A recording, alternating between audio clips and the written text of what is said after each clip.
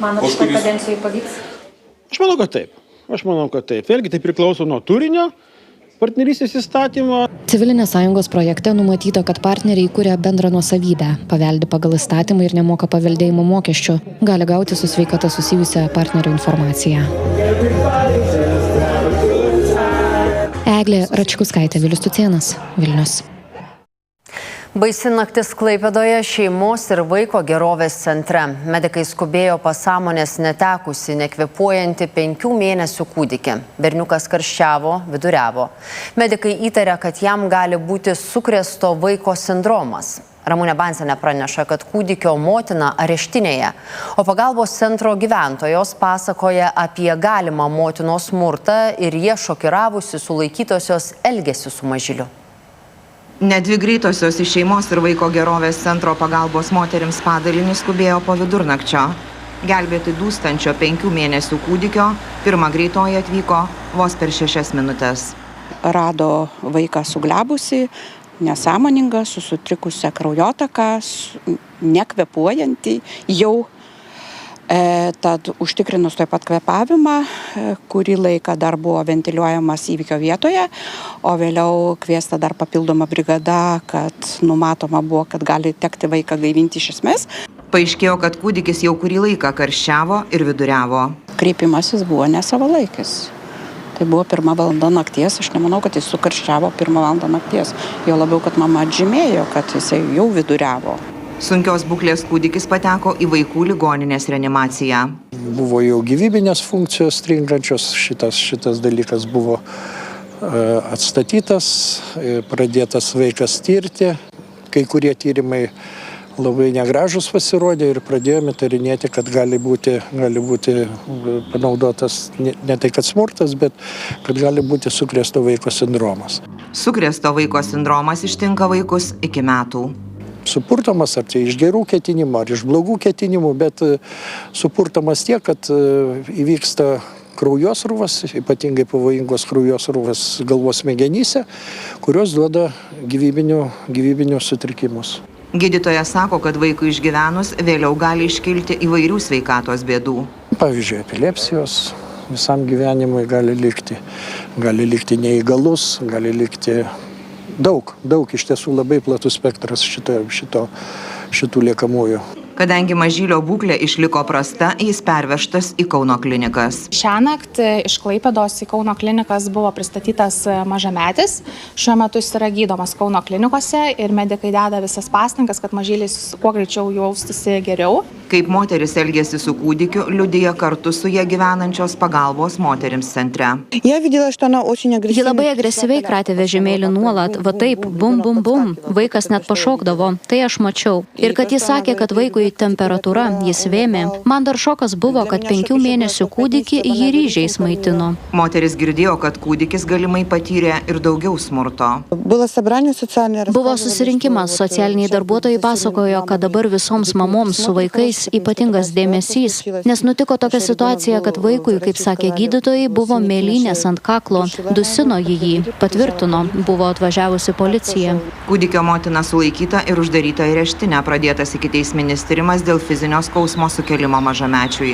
Moteris su 5 mėnesių kūdikiu 2 savaitės glaudėsi pagalbos moterims padalinyje. Man šiurpuliai po kūną. Aš 2 kart, kai ėjau parūkyti, jai palikus buvau savo mažylę. Dievas pasigailėjo. Jeigu ji taip su savo vaiku padarė, tai ką su svetimu galėjo padaryti? Moterims kūdikio mama aiškino čia patekusi, nes neturi kur gyventi. Šeimos ir vaiko gerovės centro darbuotojams pasakojo apie pačios patirtą smurtą. Moteris iš tiesų apgyvendinta dėl smurto artimoje aplinkoje ir teiktos paslaugos socialinių darbuotojų bendravimui su moterim ar psichologo konsultacijos tikrai nerodė, kad jinai galėtų smurtauti prieš savo kūdikį. Kūdikis buvo prižiūrėtas bent jau mūsų žiniomis ir nekėlė jokio nerimo. Vaiko teisių sergėtojų duomenimis šeimoje augo tik 1 kūdikis, nors moteris turi 5 vaikus. Esą likusių priežiūra patikėta kitiems žmonėms. Ramunė Bansienė, Ieva Diraitė, Eimantas Kachlovas. Naujos aukščiausio lygio dėrybos dėl paliaubų. Paryžiaus Eliziejaus rūmuose prie stalo sėdo Ukraina, Amerika ir Briuselis. Bet beveik nebejojama, kad Trumpo noras pasiekti paliaubas iki Velykų žlugs. Vyriausiasis Rusijos dėrybininkas jau žeria kaltinimus, neva kai kurios šalis tikslingai siekia sužlugdyti Maskvos ir Vašingtono dėrybas. Martas Kalendra plačiau. Praėjus kelioms dienoms po susitikimo su Putinu, Amerikos prezidento specialusis pasiuntinys Styvas Vitkofas pas Prancūzijos prezidentą. Kartu su juo Amerikos valstybės sekretorius Markas Rubijas. Susitikimas Paryžiuje surengtas po virtinės mirtinų rusų antskrydžių Ukrainos miestuose. Po praėjusį penktadienį Sankt Peterburge vykusių dėrybų su Kremliaus vadu, Vitkofas teigia, kad Putinas yra atviras sudaryti su Ukraina nuolatinę taiką. Vyriausiasis Rusijos dėrybininkas pareiškė, kad kai kurios šalis Maskvos dėrybas su Jungtinėmis valstijomis bando sužlugdyti. Yra daug žmonių, struktūrų, šalių, kurios bando sužlugdyti mūsų dialogą su Jungtinėmis valstijomis. Jungtinėse valstijose vyksta labai aktyvi propaganda prieš Rusiją įvairiose žiniasklaidos priemonėse. Todėl labai svarbu tiesiogiai perteikti Rusijos poziciją. Tai buvo padaryta. Labai naudingas dialogas, tačiau jis vyksta labai sudėtingomis aplinkybėmis, nuolatinėmis atakomis ir dezinformacija. Po susitikimų su Putinu Vitkofas sakė, kad greičiausias būdas susitarti dėl taikos atiduoti Rusijai 5 Ukrainos regionus, kuriuos rusai jau okupavę ar dar stengiasi visiškai užgrobti. Kaip pranešė Kyjivas, dėrybose Prancūzijoje daugiausia dėmesio skiriama visiškoms paliauboms, daugianacionalinėms taikos palaikymo pajėgoms ir saugumo garantijoms Ukrainai. Armata! Kremliaus atstovas į susitikimą Paryžiuje sureagavo pareikšdamas, kad Europa esą nori tęsti karą Ukrainoje. O jeigu Vokietija ims tiekti Ukrainai ilgojo nuotolio raketas Taurus, Maskva tai laikys tiesioginiu Berlyno dalyvavimu kare. Putinas praėjusį mėnesį atmetė Amerikos siūlymą dėl visiškų paliaubų, tačiau sutiko neatakuoti Ukrainos energetikos objektų. Ukrainos kovos su dezinformacija centras pranešė, kad tariamos paliaubos mažai suvaržė Rusijos agresiją. Teigiama, kad per 22 dienas Rusijos kariuomenė nužudė beveik 2,5 karto daugiau ukrainiečių nei per tą patį laikotarpį iki paliaubų paskelbimo. Praėjo 36 dienos nuo tada, kai Amerika pasiūlė visiškas ir besąlygiškas paliaubas danguje, jūroje ir sausumoje. Daugiau nei prieš mėnesį Ukraina nedelsdama priėmė šį pasiūlymą. Rusija iki šiol jį ignoravo ir vis dar nejaučia pasekmių. Ir tai yra pagrindinė problema. O Ukrainos Sumų mieste 11-mečio Maksimo ir jo tėvų laidotuvės. Prieš kelias dienas rusų paleista balistinė raketa čia pražudė mažiausiai 36 žmonės, sužeidė dar per 100. Tai iš tiesų didelė tragedija ir apskritai negaliu patikėti, kad viena šeima tiesiog taip per vieną dieną iškeliavo. Tiesiog taip. Sumai tik už 30 km nuo Rusijos Kursko srities, kurios dalį ukrainiečiai užėmė per netikėtą puolimą praėjusią vasarą. Rusai miestui smogė praėjus kiek daugiau nei savaitei po to, kai per raketų smūgį Zelenskio gimtinėje Kryvai Richui pražudė apie 20 žmonių, įskaitant 9 vaikus. Gyvename pasienio mieste, daugiau kaip 500 km sienos su Rusija ir esu įsitikinęs, kad tokius veiksmus reikia griežtai pasmerkti. Negalima užmerkti akių prieš tokius dalykus, nes jei užmerksi akis, tai toliau plis ir tokių nusikaltimų tik daugės. Manau, kad tarptautinės bendruomenės reakcija yra labai svarbi, ne tik užuojauta, bet ir veiksmais pasireiškinti reakciją. Praėjusią naktį rusai smogė Dnipro miestui, pražudė mažiausiai 3 žmonės, tarp jų vaiką, sužeidė dar apie 30. Nuo okupantų kliuvo ir Odesos uostamiesčiui. Martas Kalendra. Po vakarykščių pasiūlymų, kaip keisti mokesčius, finansų ministrą Rimantą Šadžių Seime ir kaltina ir giria. Nei opozicija, nei koalicijos partneriai socdemų nekilnojamojo turto mokesčio palaikyti neketina, o Žemaitaitis apkaltino, kad Šadžių žmonėms sugadino Velykas. Tačiau premjeras Gintautas Paluckas sako, kad jam staigmenų Šadžiaus pasiūlymuose nebuvo, o patį ministrą vadina kietu. Reda Petrikaitė tęsia. Labiausiai bijojo, kad nebūtų kaip konservatoriams. Pristatė mokesčių reformą, o nusisuko net koalicijos partneriai. Praeitos vyriausybės mokesčių reformos didžiausia klaida buvo, kad buvo pirmiausiai kalbama, pasakoma nesutarti dalykai, tada sulaukiama visuomenės reakcijos. Tad slapukavo, derino, gludino pozicijas. Užima laiko, bet tai yra demokratija. lėtai, bet užtat užtikrintai. Ir vis tiek nuo konservatorių netaip jau toli. Vieną mes kalbame darbo grupėse, antrą koalicijos taryboje, trečią gauname įstatymų projektus. Finansų ministerija vakar Seime įregistravo siūlymus, kaip gyventojams keistusi mokesčiai. Be to, kad buvo sutarę visai ne taip, vienas koalicijos partnerių šiandien Šadžių dar apkaltino ir šventes iš gyventojų pavogus. Ant kiaušinių bus kolegos Rimanto Šedžiaus nupieštas paveikslas. Kaip sakant, kas bus labiausiai mėgiamiausias piešinys, tai bus Rimanto piešinys. Oi, tai yra normali politinė diskusija ir šitų diskusijų, manau, bus ir žymiai daugiau. Ministras tikrai yra kietas ministras ir tikrai rūpinasi valstybės finansiniu stabilumu. Kibirkščių daugiausia dėl nekilnojamojo turto mokesčio, o tiksliau dėl per žemų vadinamųjų mokesčio grindų. Mokėtų visi, kieno būstas brangesnis nei 40 000. Neskaičiavau dar, nes nebūtinai, kad pagal tai, kas registruota, reikės skaičiuoti. Tai aš labai abejoju. Jūs matėt, kokios yra nuotaikos. Manau, kad Velykos visi ant lapukų įsitrauks senas skaičiuoklės. Kas dar turite, jeigu pamenat, aš tai labai gerai prisimenu, dar turiu skaitliukus senosius, skaičiuosim, kiek turto vertė yra. Pasirodo, kad tai bus, nežinojo tik koalicijos partneriai. Taip, su premjeru mes paderinom. Man tikrai nebuvo jokia kažkokia tai staigmena ir koalicijos partneriai taip pat ne kartą yra diskutavę apie įvairius galimus siūlymus. Tačiau palaikymo nesimato ir opozicijos pusėje. Sostinės meras Valdas Benkunskas užprotestavo, kad tai bus vilniečių mokestis. Mat čia nekilnojamasis turtas kur kas brangesnis nei kitur Lietuvoje. Meras visiškai teisus, bet lygiai taip pat yra ir teisūs tie, kurie sako, kad mokestis yra ne tik vilniečiui, bet ir kauniečiui ir klaipėdiečiui. Be to, kalbėdamas apie mokesčių didinimą, Šadžius visada akcentuoja, kad pinigų reikia gynybai. Nors, pavyzdžiui, iš planuojamų surinkti 46 milijonų nekilnojamojo turto mokesčio, tam tektų tik pusė sumos. Jos bus skiriamos daugiausia socialdemokratų socialinės programos įgyvendinimui. Bet kokiem mokesčiam mūsų svarstymas priklausys nuo to, ar iš to mokesčio surinkti pinigai eis į gynybą ar ne. O premjeras sukritikavo verslą. Nei vienos geros žinios. Tarsi tik tai blogos žinios. Jis spaudžia valstybę daugiau skolintis, o nedidinti pelno ar gyventojų pajamų mokesčius. Ar jums sunku pasiskolinti?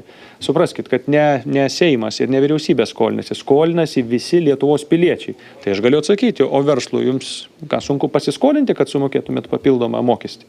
Beje, kliuvo Šadžiui ir už tai, kad jokiose dėrybose dėl mokesčių taip nė karto ir nepasirodė. Dabar žada, kas ir kaip kolegoms aiškins pats. Pats pristatysit savo?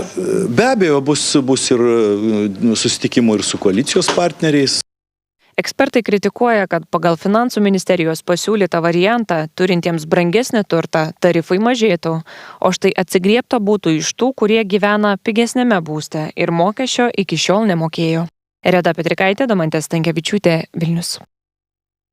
Kremliui tęsiant karą Ukrainoje, Seimas dar metams pratęsė nacionalinės sankcijas Rusijos bei Baltarusijos piliečiams. Nors grasintasi Baltarusiams sugriežtinti tvarką, to padaryta nebuvo. Todėl jie ir toliau galės laisvai gyventi Lietuvoje ir kiek nori kartų važinėti į Lukašenkos teritoriją. Leidimas gyventi mūsų šalyje dėl to nebus naikinamas. Ginčus Seime ir situaciją pasienyje stebėjo Vytautas Dumbliauskas. Kol Seimas dar tik renkasi į posėdį, pasienyje prieš Velykas jau ilgėja norinčių į savo šalį grįžti baltarusių eilės. Apie svarstymus neleisti jiems grįžti dažniau nei kartą per 3 mėnesius baltarusiai žino. Mums tai būtų labai blogai. Norėtųsi dažniau matyti šeimą. Tikrai nedirbsiu Lietuvoje, jei tai priims. Žmonės negali dirbti 3 mėnesius, tada grįžti namo. Visi turim šeimas. Žmonės tiesiog išeis iš darbo. Tikrai negerai. Juk čia dirbam, mokesčius mokam. Viską sąžiningai. Norisi namus dažniau pamatyti nei tik kartą per 3 mėnesius. Manau, kad labai blogai būtų, jei tokią tvarką priimtų. Aš gyvenu ir dirbu Lietuvoje, o mano 2 vyresni vaikai gyvena Baltarusijoje. Ir anūkas ten. Aš juk noriu dažniau juos aplankyti. Pasirodo, Lietuvoje dirbantys baltarusiai į savo šalį grįžta gana dažnai. Optimalus variantas – 6 savaitės dirbi, 3 savaitės namuose. Na, mes dirbam 6 savaitės, tada 3 savaitės namuose. Toks grafikas, todėl per 3 mėnesius tu 2 kartus jau tikrai turi kirsti sieną. Na, aš važiuoju į Baltarusiją kartą per 2 savaitės, gal per 3 savaitės. Pakankamai dažnai. Nedažnai važinėju, bet dažniau nei kartą per 3 mėnesius. Na, gal 2 kartus ir nuvažiuoju per tuos 3 mėnesius. Ar daug Baltarusijos piliečių važinėja dažniau nei kartą per 3 mėnesius, pasieniečiai šiuo metu nefiksuoja. Važiuojančių sumažėjo, nes liko tik 2 pasienio postai, tačiau kertančių sieną netrūksta. Mes konstatuojame, kad vidurkis, tarkim, šiemet 1,5 karto maždaug kiek grįžo, pernai daugiau kaip 3 kartus, bet čia vėlgi, vienas gali būti per metus ir 10 kartų važiuoti, kitas galbūt 1 kartą per metus ar 1 kartą per 5 metus. Seime dėl ribojimų baltarusiams karštos diskusijos. Mūsų apribojimai baltarusiams reiškia, kad kaimynė Lenkija iš karto susiurbs tuos protus, kurie čia atvažiuoja, dažniausiai taip saugodamisi nuo režimo, bet taip pat ir kurdami pridėtinę vertę čia Lietuvoje, tada jie kurs Lenkijoje.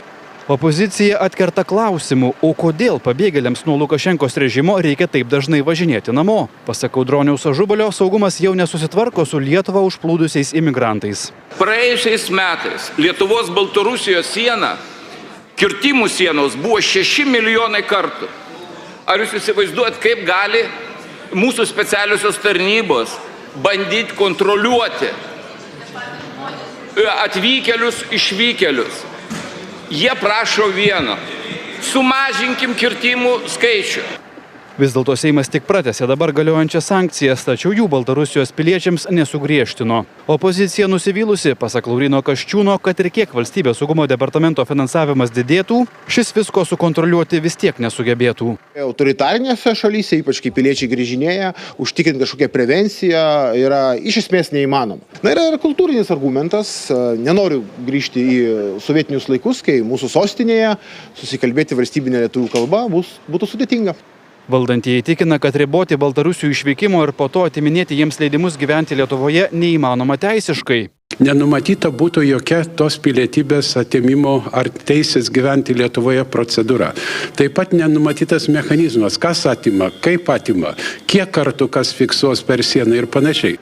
Pasieniečiai nemato didelių problemų fiksuoti ir atsijoti per dažnai važinėjančius, tačiau pripažįsta, kad tam reikėtų daugiau resursų. Tada, aišku, čia atsirastų papildomos analizės dalykai ir taip toliau, jo atsižvelgiant į tai, kad yra ir išimtys, ta prasme, krovininio transporto vežėjai, keleivių vežėjai ir taip toliau, tai aišku reikalinga būtų papildomos analizės, papildomų pajėgų ir taip toliau ir panašiai. Vis dėlto Užsienio reikalų komiteto pirmininkas Remigijus Motuzas neatmeta, kad bus priimtos kitos Baltarusių keliones ribojančios priemonės. Pavyzdžiui, svarstoma mažinti labai dažnas keliones autobusais. Vytautas Dumbliauskas, Andrius Kalskas. Padėtas taškas diskusijoms, kas yra moteris. Jungtinės karalystės aukščiausiasis teismas, spręsdamas ganėtinai pripainiotus įstatymus apie lyčių lygybę, taip pat ir translyčių žmonių atžvilgių, nusprendė, kad pavyzdžiui, moters lytis turi būti tik biologinė. Tai reiškia, kad britų vyrai įsiėmę moteriškos lyties sertifikatus negalės naudotis moterų tualetais ir pretenduoti į moterims skirtas darbo vietas. Saulius Masalskas tęsia. Bylą dėl biologinės moterų lyties Jungtinės karalystės aukščiausiajam teismui pateikė Škotijos moterų teisių gynėjos, nes jų nuomonė ten galiojantis lyčių lygybės įstatymas komplikuoja moterų gyvenimą, nes garantuoja translyčiams vyrams prieigą į moterų erdves ir net įdarbinimą savivaldybėse pagal moterims garantuotą 50% kvotą. Galiausiai aukščiausiasis teismas palaikė škotų moteris. Šis teismas vieningai nusprendė, kad sąvokos moteris ir lytis vartojamos 2010 lygybės įstatyme reiškia biologinę moterį ir biologinę lytį. Tačiau patarėme nesuprasti šio sprendimo kaip vienos ar kelių mūsų visuomenės grupių triumfo, kitos grupės sąskaita. Taip nėra. Teismas pabrėžė, kad translyčių teisės į nediskriminavimą išlieka ir jie neturėtų baimintis. Bet Škotijos moterys džiaugiasi atsikovojusios savo persirengimo kambarius, tualetus ir darbo vietas pagal kvotas. Tai reiškia, kad įstatymuose bus visiškai aišku, kas yra moteris. Dabar tikrai žinome, kad kalbama apie biologinę moters lytį. Ir kad, kai matome tik moterims skirtą erdvę, tai reiškia būtent tai. Tik moteris, jokių vyrų, net jei jie turi lyties pripažinimo pažymėjimą. Translyčiai Britai neapsidžiaugia, bet jie pripažįsta, kad dabartiniuose įstatymuose dar daug ko pripainiota. Bet bent jau neatsitiko taip, kaip Jungtinėse valstijose. Tai nepakeis mano kasdienio gyvenimo. Tai nepakeis translyčių moterų kasdienybės. Tai labai mažai ką keičia. Tiesiog jaučiasi, kad tai išpolis prieš translyčių žmonės, nors teisėjas stengiasi paaiškinti, kad taip nėra. Tiesiog jaučiasi, kad tai ėjimas Trumpo Amerikos link. Populistinė Donaldo Trumpo administracija ėmėsi labai griežtos politikos translyčių atžvilgių. Apie tai per Velykų vakarienę Baltuosiuose rūmuose priminė prezidentas Trumpas. Pasirašiau įsaką, kurių oficialiai ir kaip oficialią Jungtinių valstijų politiką paskelbiau, kad Dievas sukūrė dvi lytis – vyrą ir moterį. Tai nėra labai sudėtinga.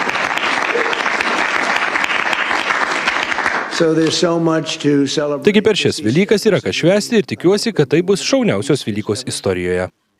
Kita vertus, prezidento įsakai tai ne kongreso priimti įstatymai. Ir neabejotinai Jungtinių valstijų lytinės mažumos bandys užblokuoti juos Amerikos teismuose. Saulius Masalskas. Socialinės apsaugos ir darbo ministrė Inga Ruginienė susirūpino, kad parduotuvėse senjorai negali patogiai apsipirkti. Esą pagyvenusiems žmonėms sunku naudoti savitarnos kasomis. Negana to, dėl skaitmeninių įgūdžių stokos jie praranda ir taikomas nuolaidas. Tačiau sprendimų ministrė nepasiūlė jokių. O kaip senjorai parduotuvėse jaučiasi iš tiesų, aiškinasi Gintarė Kavaliauskaitė. Prie savitarnos kasų ir jaunimas, ir senjorai ne tik patogu, bet ir laiko sutaupo. Greičiau šiek tiek. Man patinka pačiam viską pasidaryti. Kasininkas darbą atlieka už pirkėją, o savitarnoje mygtukus reikia spausti patiems. Malonu netgi. Bet ne visiems. Visą laiką stringa, visą laiką reikia pagalbos prašyti.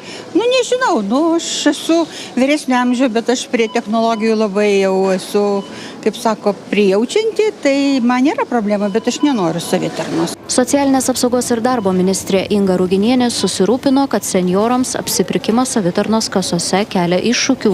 Ne visada įmanoma savitarnos kasoje įžiūrėti, ką reikia paspausti, kaip reikia pasverti. Kasos anot jos vyresnio amžiaus žmonėms nepritaikytos. Labai žemos, senjorų reikia labai lankstytis ir perkelinėt prekes. Apsiperkant senjorams reikia pagalbos, o konsultantų anot ministrės per mažai. Prie savitarnos kasų konsultantas dirba išsijuosęs po prakaitų, nes yra daugybė žmonių, ypatingai artėja šventės, tai bus dar didesnis krūvis. Ministrai antrina ir lygių galimybių kontrolieriaus tarnyba. Apklausos rodo, su nepatogumai susiduria 4 iš 10 55 metų ir vyresni gyventojai. Netgi tokių emocinių bėdų, tarkime, pavyzdžiui, jie nedrįsta klausti pardavėjos, kuri mato, kad yra užsiėmus, kad jiem pagelbėtų. Tačiau toli gražu ne visi senjorai jaučiasi tokie bejėgiai, kokius juos piešia ministrė ir valdininkai. Patogu, labai gerai. Mėgstat? Jeigu nesusigaudom, padeda dar. Bet ar dažnai reikia tos pagalbos? Nelabai. Išmokot? Jo. Patogu, bet nelabai mokam. Savitarnom tai pastoviai naudojamės, o kaipgi taip čia? Prekybos centrai sako, kad savitarnos kasomis naudojasi tiek jaunimas, tiek ir vyresnio amžiaus pirkėjai. Ir pirkėjai yra, galima sakyti, pasiskirstę per pusę. Ir tikrai tai nėra vien tik tai jaunesni žmonės, kurie eina, tikrai ir vyresni, ir senjorai renkasi savitarnos kasas. Senjorai mėgsta ateiti kai kurie ar ne į savitarnos kasas apsipirkti ir kartais jiems reikia pagalbos, kartais nereikia pagalbos, tačiau visuomet, jeigu yra toks poreikis, tai mūsų kasininkai padeda. Ministerija mato ir kitą problemą. Ne visos parduotuvės turi fizinės nuolaidų korteles. Esą, jei senjoras išmaniojo neturi, nėra ir nuolaidos. Prekybininkai atkerta, kad ne visoms nuolaidoms reikia lojalumo programėlių. Turime matyti ir turėti dar tuos senus variantus, kuomet ir fizinė kortelė, kuomet kitokių galbūt būdų, bet tikrai senjorai gautų ir tas pačias nuolaidas. Reikėtų ir tai atkreipti dėmesį, kad daug nuolaidų yra ir siūloma, kur tikrai nereikia lojalumo programėlės. Programėlė naudojuosi Patogu? Patogu. Labai gerai programėlė. Labai gerai viskas. Normalu. Ir nematot problemą, ar ne? Nematom. Ministrė Inga Ruginienė konkrečių siūlymų, kaip pagerinti senjorų apsipirkimo galimybės, nepateikė. Tačiau iš prekybos centrų pokyčių laukia iki rudens. Gintarė Kavaliauskaitė, Ligita Gorodničenko, Serhij Šaigardanov, Augustė Tomkutė.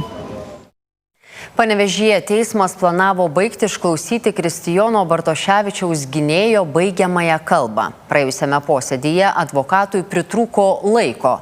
Šiandien vėl tas pats. Ryt skelbiamas jau trečias iš eilės posėdis Bartoševičiaus išteisinimo siekiančiam advokatui įsisakyti. Po advokato savo kalbą sakys pats teisiamasis. Bartoševičiaus paskutinis žodis irgi gali būti netrumpas. Prokuroro teigimu, kalbų teismas neriboja, tik jos turi būti susijusios su byla. Iš teismo Violeta Launikaitienė. Antroji Kristijono Bartoševičiaus advokato baigiamosios kalbos diena arba antroji dalis. Santūrus pasisveikinimas tai viskas, ką iš Bartoševičiaus išgirstame. Advokatas leidžia suprasti, kad posėdis bus produktyvus, jis baigs savo kalbą ir procesas pasistumės pabaigos link. Jeigu spėsim, tai taip. Per trumpą pertrauką mėginimas prakalbinti Bartoševičių lieka mėginimu. Ar esat pasiruošęs paskutiniam žodžiui? Posėdžiui pasibaigus tampa aišku, kad advokato Šipkovo kalba ir šiandien nebaigta. Kodėl nepavyko baigti per pusdienį? Kadangi yra daug ką pasakyti, tai aš jau ne kartą sakiau, kad yra daug argumentų ir daug kritikuotinų vietų šitoje byloje. Jų padaugėjo, nes jūs buvot planavę šiandien baigti. Nėra padaugėję. Prokuroras kartuoja, nors gynėjo kalba ilgėja, bet nežinomybių neatsiranda. Tie duomenys, kurie buvo surinkti ikiteisminio tyrimo metu, kurie buvo ištirti teisimo posėdžio metu,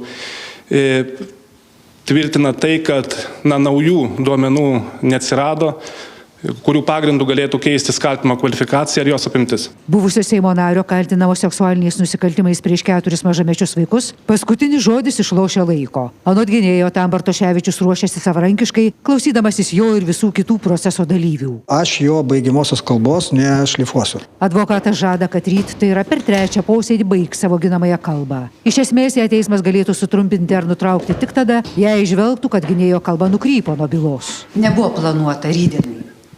Iki tol nebuvo planuota. Kiek suplanuota vėl pusdienis baigiamai kalbai baigti? Na, kaip ir minėjau, posėdis yra numatytas rytoj po pietų, taip pat dar gegužės mėnesį yra numatyti 3 posėdžiai. Prokuroras Bartoševičius siūlo įkalinti 10 metų, gynėjas siekia išteisinti. Violeta Launikaitienė, Egidijus Krikščiūnas, Panevėžys.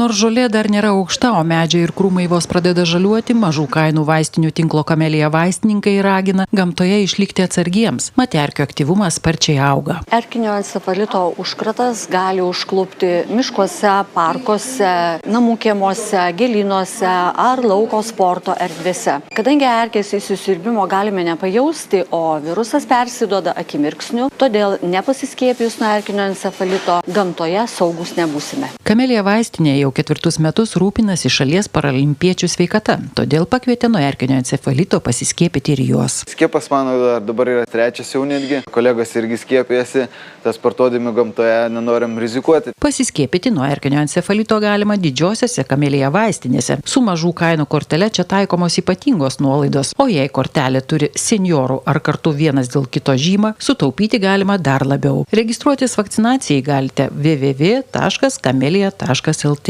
Kur lekiam? Iki parduotuvėse nuo ketvirtadienio iki šeštadienio su iki kortele sūriams 20, maltai kavai 40, o tualetiniam popieriui ir popieriniams rankšluosčiams taip pat net 40% nuolaida. Iki arčiau tavęs.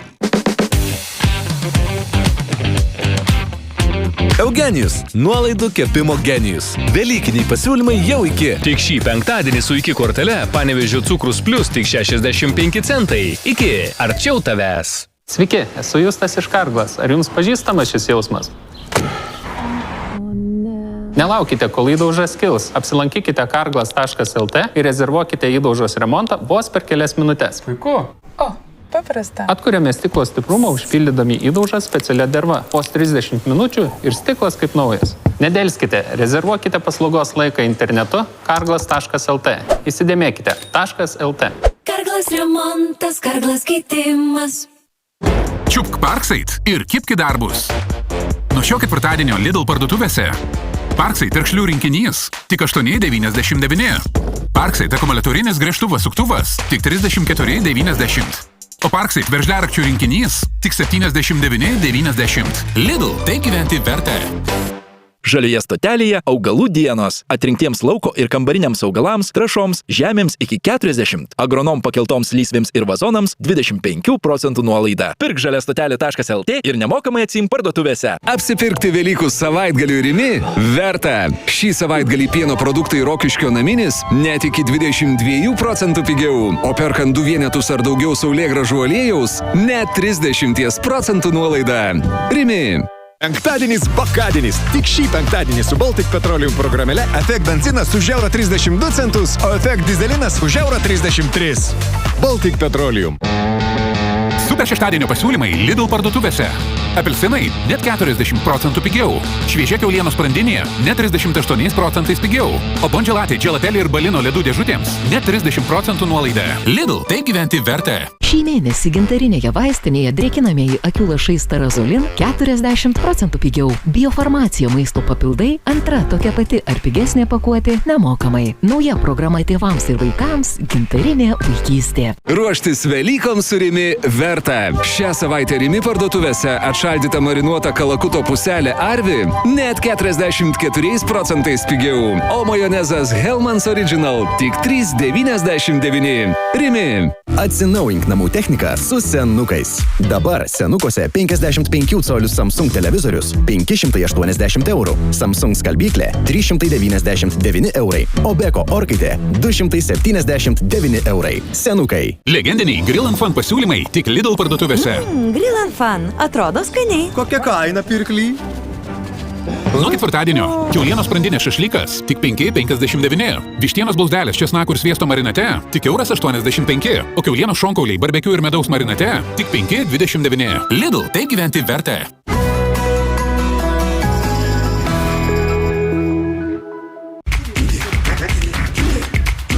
Susikurk Velykas su Kiddy.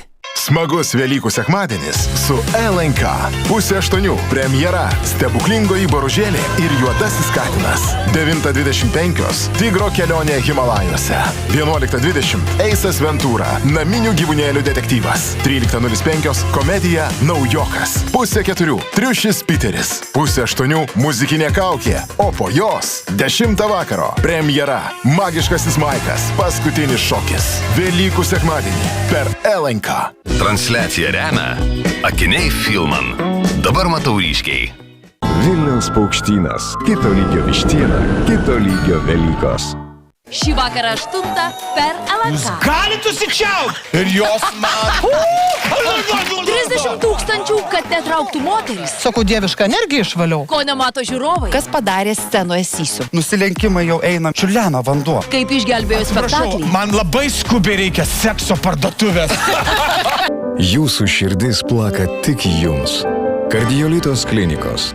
Lažybos, lažybos, lažybos. OptiBet. Nesaikingas lošimas gali sukelti priklausomybę.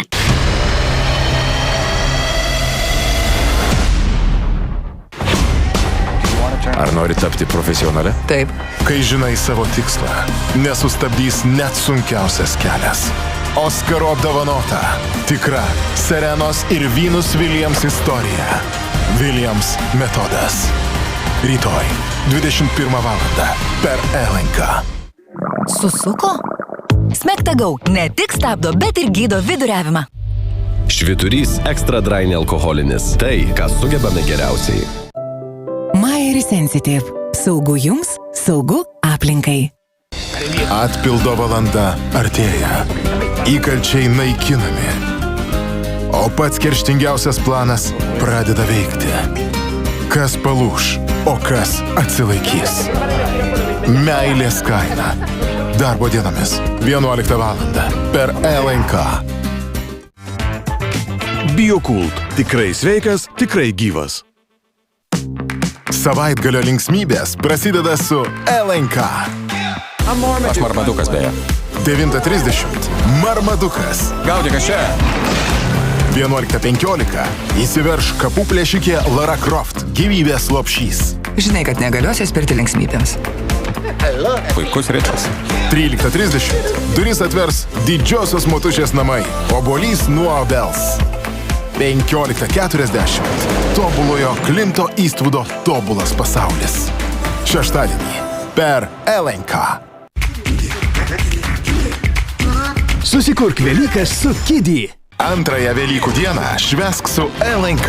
9:50 kosminis krepšinis, nauja era. 12:05 Eisas Ventura, kai gamta šaukia. 13:55 kelionė į Ameriką. 16:20 nepaprastas Enzo gyvenimas.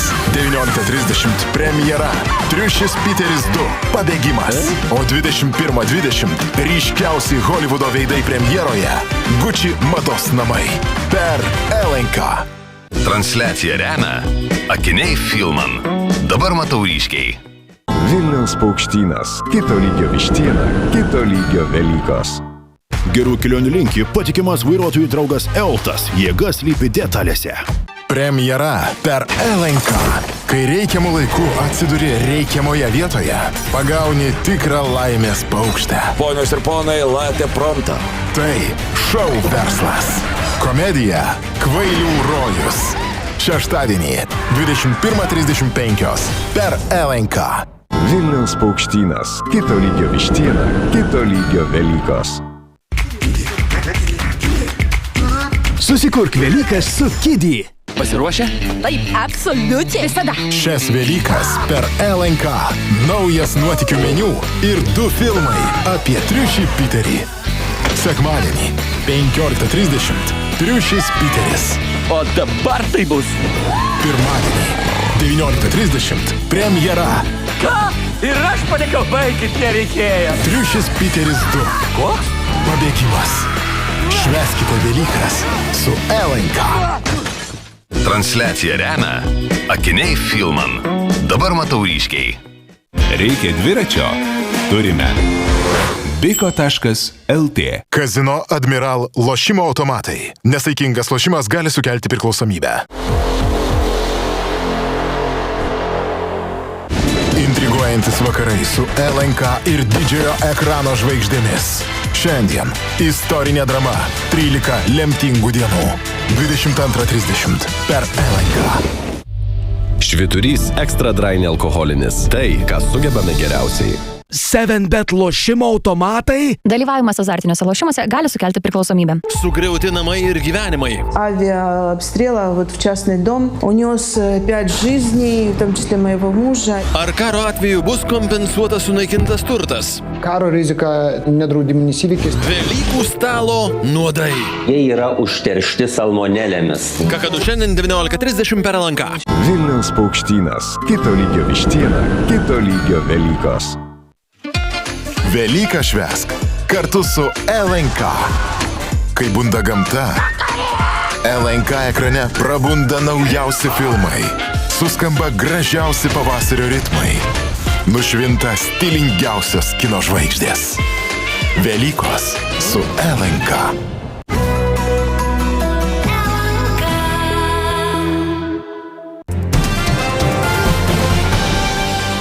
Grįžtame žinias.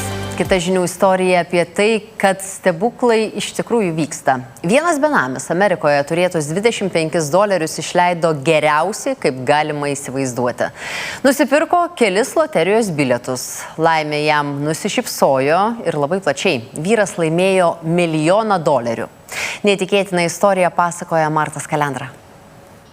Iškabant nedidelio miestelio Amerikos Kalifornijos valstijoje parduotuvės langos skelbė, kad čia neseniai laimėtas milijonas, o parduotuvės viduje ir laimingojo bilieto nuotrauka. O istorija išties išskirtinė. Į parduotuvę neseniai užsuko nuolatinis lankytojas, vyras benamis. Turėtus $25 jis nusprendė išleisti loterijai, nusipirko kelis nutrinamus bilietus. Kai kurios iš jų nutrynė vietoje ir laimė tikrai buvo vyro pusėje. Jis laimėjo $200. Iš džiaugsmo benamis kitų bilietų netikrino. Į parduotuvę grįžo kitą dieną ir čia pat nutrynė likusius. Iš pradžių benamis galvojo, kad laimėjo 100 000, tačiau pardavėjas dar kartą perskaičiavo nulius ir pasakė vyrui, kad šis laimėjo 1 milijoną. Jis negalėjo patikėti, kad laimėjo tiek daug pinigų.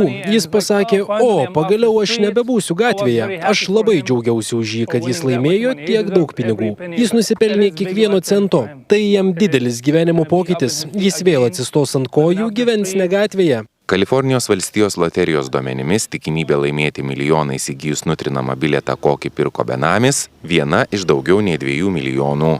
Benamis tvirtina, kad laimėjimą pirmiausia ketina panaudoti pradiniam įnašui už namą ir mašinai. Marta Skalendra.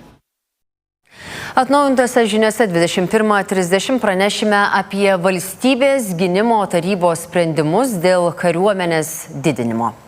Na dabar jau metas sporto reikalams. Šalia Dominikas, kuris pažadėjo, kad krepšinio šalies gyventojams vis dar tokie esame, ar ne? Taip. Daug papasakos apie krepšinį. Labai daug, tiek apie Lietuvos pirmenybės, tiek Europą ir tiek už Atlanto. Nusikelsime į NBA.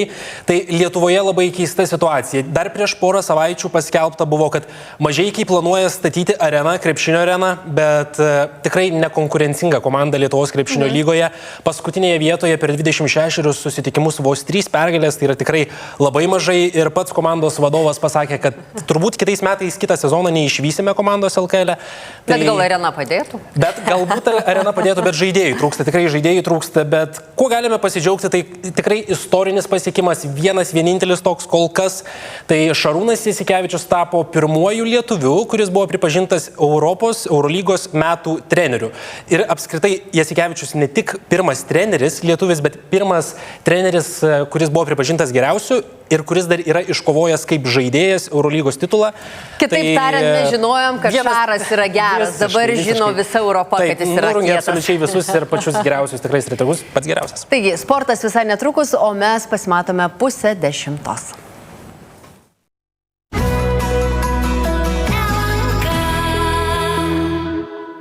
7bet kazino. Dalyvavimas azartiniuose lošimuose gali sukelti priklausomybę. Tragišką sezoną Lietuvos krepšinio lygoje išgyvenančio Mažeikių Embasket Delamaut kitais metais čempionate galime ir neišvysti.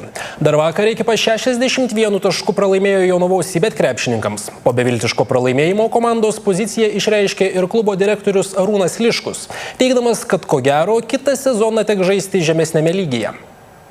Mažeikių klubas šiuo metu išgyvena 11 pralaimėjimų seriją. Per 26 sezono rungtynes Lietuvos krepšinio lygos outsideriai yra pasiekę vos 3 pergalės ir išlieka turnyrinės lentelės apačioje. Šį kartą bene skaudžiausias ir apskritai vienas didžiausių sutriuškinimų per turnyro istoriją fiksuojamas Jonavoje. Jau nuo pat pirmojo kėlinio akivaizdų pranašumą demonstravę šeimininkai nepalieka jokių vilčių. Sutriuškina mažeikiškius 116-55, laimi 61 taško skirtumu.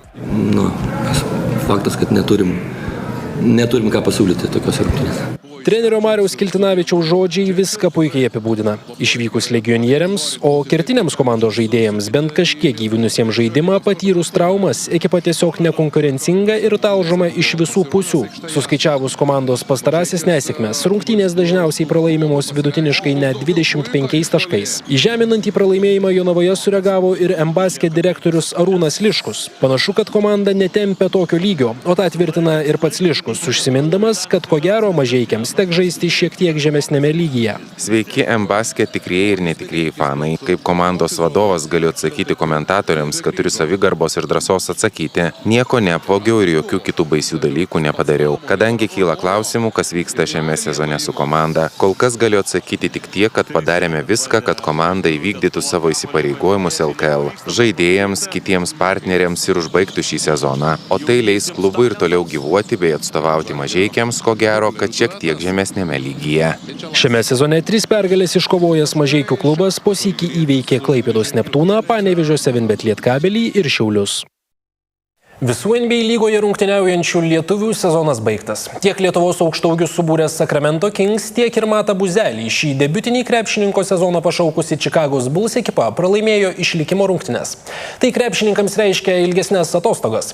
Tiesa, ar bent vieną iš 3 lietuvių šią vasarą pamatysime Europos čempionate ir toliau nėra aišku. Sunkiai debiutinį sezoną stipriausioje pasaulyje NBA krepšinio lygoje pradėjęs, bet pabaigoje tarsi iššovęs Matas Buzelis demonstruoja solidžią statistiką. Lygos naujokas aikštėje praleidžia arti 19 minučių, renka beveik 9 taškus ir atkovoja daugiau nei 3 kamuolius. Komandos branduolį sezono metu kardinaliai pakeitęs Čikagos Bulls iki pat paskutinių rungtynių išlaikė viltį keliauti toliau. Tiesa, lemiamų metu kabintis už atkrintamųjų nepavyko. Įkrintamosiuose Buliai 90-109 nesugebėjo pasipriešinti Miamio Heat ekipai. Tai jau 3 metai paeiliui, kai Čikagos miesto ekipa nepatenka į atkrintamąsias. Panašu, kad šiąnakt durys užvertos lieka visiems lietuviams. Dar šį sezoną susivienijusių Lietuvos aukšto ūgių Domanto Sabonio ir Jono Valančiūno atstovaujamas Sacramento Kings pirmajame įkrintamųjų etape 106-120 krenta prieš Dallaso Mavericks, o pasibaigę sezonai reiškia ir ilgesnės atostogas. Tiesa, netylant kalboms dėl Lietuvos vyrų krepšinio rinktinės trenerio asistento Tomo Pačėso skambių pasisakymų ir kritikos Jonui Valančiūnui vis dar nėra aišku, ar krepšininkas atvyks rinktiniai padėti šią vasarą. Ne pačios didžiausios santarvės laikus išgyvenančios rinktinės situaciją tinklalaidėje Mismatch aptarė ir LKL generalinė direktorė Rasa Liuimienė. Aš taip nedaryčiau. Tomo nenoriu komentuoti, bet dėl žaidėjų nebūčiau vėlusis į viešas diskusijas. Kaip matome, tai nuvilnijo po Europą. Labai gaila, kad nesugebėjome situacijos suvaldyti vietoje.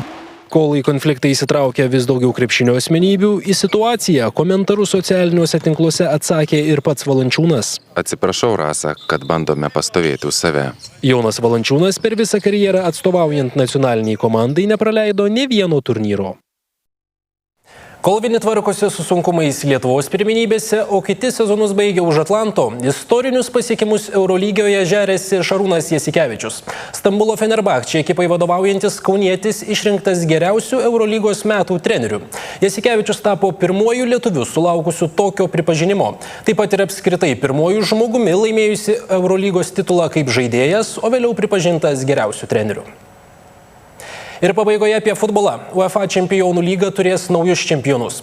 Paaiškėjo paskutiniai 2 pusfinalio dalyviai. Jais tapo titulą gynusio Madrido Realą karūną numušęs Londono Arsenalas ir kiek netikėtai Vokietijos milžiną Miuncheno Bayerną minimaliu bendru rezultatu pranokęs Milano Interas. Sporte kol kas tiek, o atnaujintos vakaro žinios 9:30. Iki. 7bet lošimo automatai. Dalyvavimas azartiniuose lošimuose gali sukelti priklausomybę.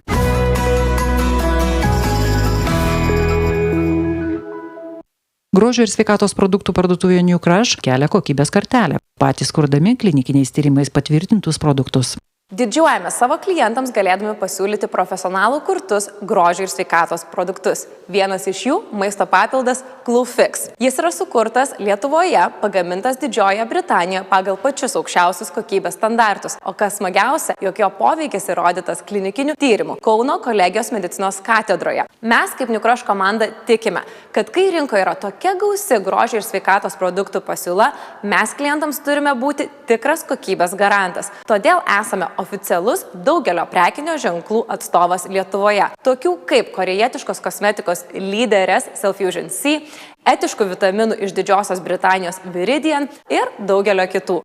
Klinikiniais tyrimais patvirtintų ir kitų produktų ieškokite New Crush parduotuvėje adresu Islandijos plente 7 Kaune arba internete newcrush.com.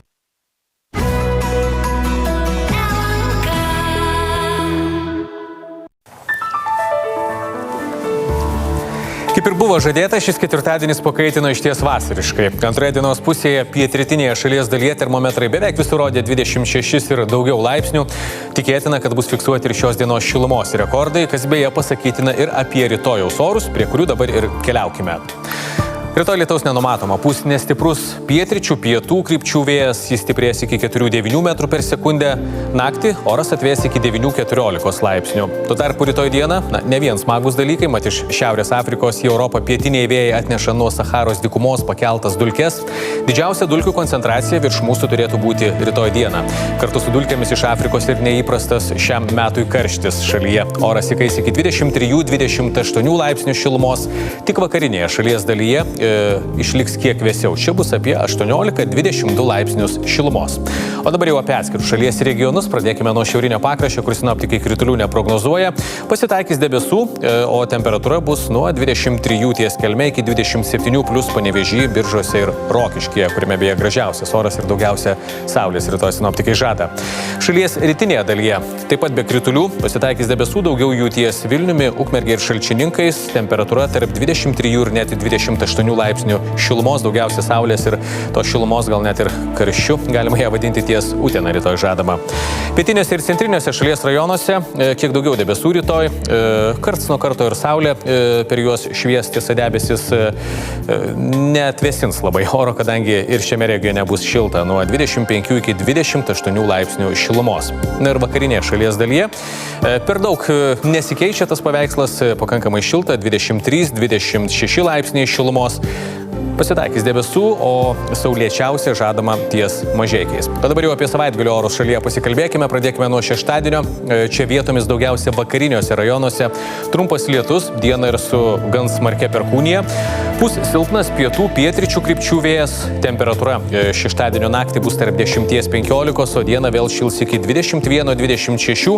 Vakarų Lietuvoje spės sušilti iki 16-20 laipsnių šilumos.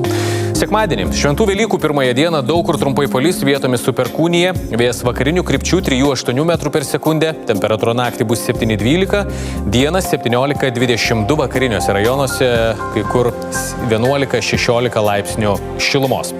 Dabar jau kelkime į Europos žemėlapį ir pasižvalgykime, ką ten penktadienį prognozuoja sinoptikai. Pradėkime nuo Skandinavijos pusėsalio, kur Stokholme, Kopenhagoje atitinkamai 18-16 laipsnių šilumos, bus debesuota, Glazge, kaip užstrigę ties 11 laipsnių padala, palynos, o Londone iki 16 plus ir apsiniaukė.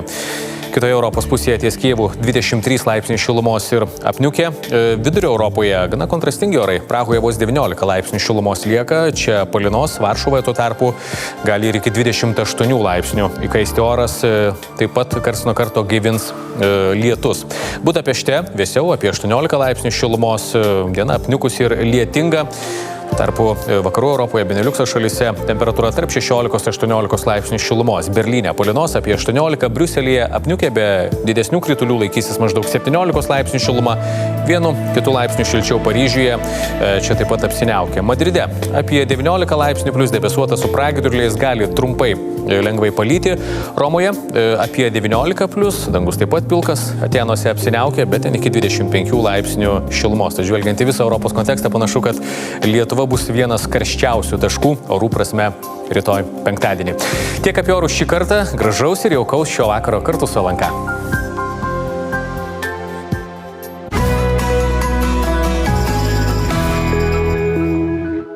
Jei sloga pavirto simfonija, laikas Gelamirtol Forte. Gelamirtol Forte palengvina sinusitą ir bronchito simptomus. Prašom eidami perskaityti pakuotės lapelį ir vaistą vartoti kaip nurodyta. Netinkamai vartojamas vaistas gali pakenkti jūsų sveikatai.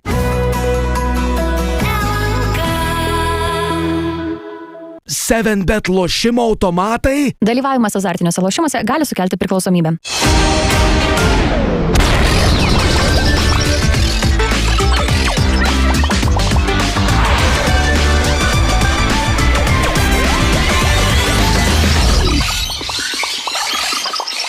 Labas vakaras. Sveiki gyvi. Aš dažnai susimastau, jeigu driskių ordos įsiveržtų į mūsų šalį, kas man kompensuotų sugriautą mano garažą? Kodėl tai garažą? Nes aš praktiškai ten gyvenu. Esi apsidraudęs garažą? Tai aiškiai, Keitė, kasko moku 5 eurų per metus. Tai tu saugus. Paaiškėjo, kad nelabai. Сugriauti намai ir gyvenimai. 13 марта прямым попаданием с авиаобстрела в частный дом унес 5 жизней, в том числе моего мужа и его родственников, а меня достали оттуда из-под завалов. Kas kompensuos karo sunaikintą turtą? Bendra draudimo praktika yra tokia, kad karo rizika, teroristinių išpolių rizika yra, turto draudime yra nedraudiminis įvykis. Velykų stalo pavojai ir nuodai. Tokio tikrai nereikėtų valgyti ir aš tai tikrai tokio nevalgyčiau ir kitam nesiūlyčiau. Tomai, tu esi skolingas bankams? Aš jau, Keitė, žinok, esu išsimokėjęs, bet kiek jaunų šeimų turi paėmę dabar būsto paskolas? Tai jeigu žmonės netektų namų, tai jiems vis tiek toliau reikėtų mokėti paskolas ir palūkanas. Ši tema yra labai aktuali.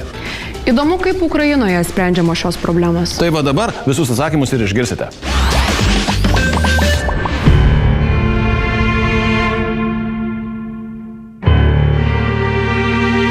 Kas jeigu karas? Kas bus su mūsų namais, paskolomis, su mūsų turtu? Ruskių bombos ir raketos Ukrainoje jau sugriovė 236 tūkstančius gyvenamųjų pastatų. 100 tūkstančių šeimų neteko namų.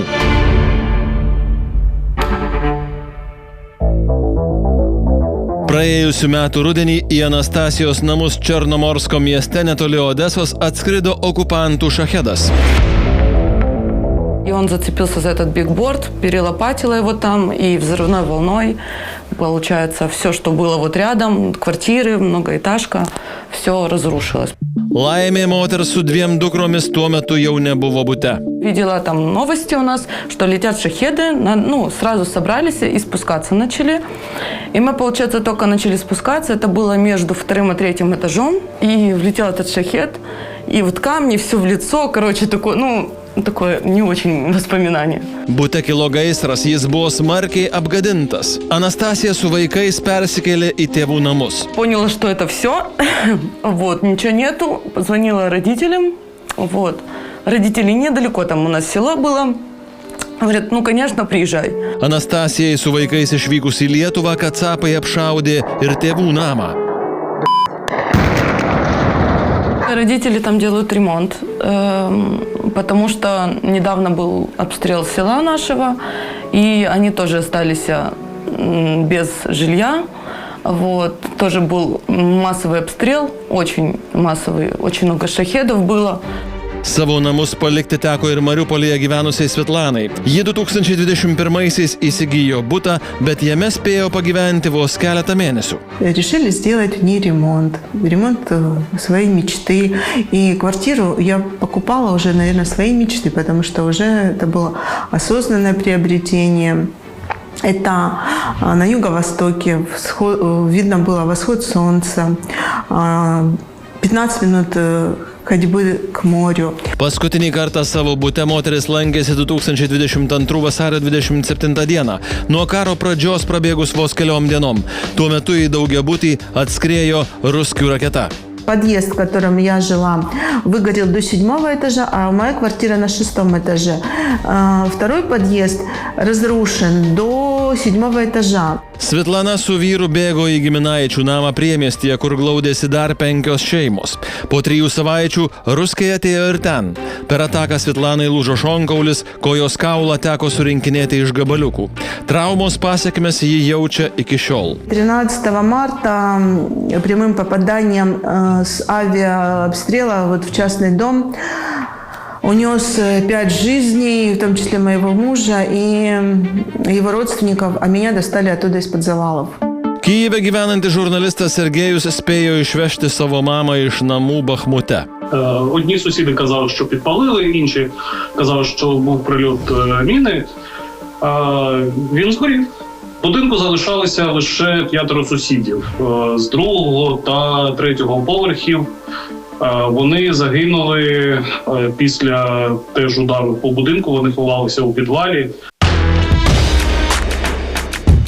Sunku tokius kraupius scenarijus įsivaizduoti Lietuvoje, tačiau gyvename šalia neprognozuojamų barbarų. Žmonės nerimauja. Jei prasidėtų karas, kas padengtų žalą dėl apgadinto ar sunaikinto turto? Ar bankams už nebeegzistuojantį turtą dar reikėtų išsimokėti paskolas? Bent jau draudikų atsakymas nedžiugina. Tai bendra draudimo praktika yra tokia, kad karo rizika, teroristinių išpolių rizika yra, turto draudime yra nedraudiminis įvykis, tai yra ta rizika, kurios draudikas negali įvertinti, nes jinai yra didžiulė ir nepamatuojama. Žalos dydis ir rizikos įvertinimas yra ir sunkiai pavežamas, ir sunkiai apibrėžiamas. Tai reiškia, išmokos gali viršyti 100 ir 1000 kartų, negu draudikas yra finansiškai pajėgus atlyginti žalą. Nuostoliai karo metu yra tokie milžiniški, kad draudimo kompanijos, bandydamos juos kompensuoti, tiesiog bankrutuotų. Praėjusiais metais apskritai buvo išmokėta 124 milijonai išmokų